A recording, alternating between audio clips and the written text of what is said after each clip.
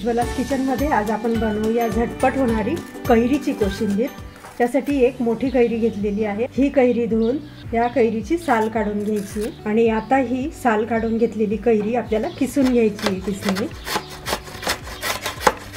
तर आता ह्या किसून घेतलेल्या कैरीमध्ये आपल्याला साधारण अर्धा इंच आलं ही किसून घालायचं आहे, फक्त अर्धा इंच। आता तडका पॅन मध्ये अगदी थोडं तेल घालायचं, अर्धा चमचापेक्षाही थोडं कमी। आणि आता हे तेल गरम झालं की यामध्ये चिमूटभर मोहरी घालायची, चिमूटभर जिरं, चिमूटभर हिंग।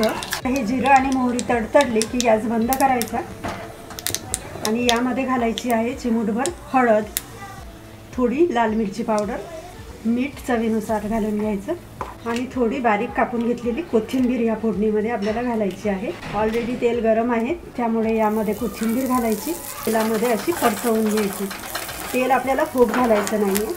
आता ही तयार करून घेतलेली फोडणी या किसलेल्या कैरीवर घालायची आणि चांगली अशी मिक्स करून घ्यायची। आणि बघा, झटपट अशी आपली कैरीची कोशिंबीर बनून तयार झालेली आहे। या कैरीच्या कोशिंबीरमुळे तोंडाला गेलेली चव जी असते ती परत मिळते। करा अशी झटपट आणि चवदार कैरीची कोशिंबीर।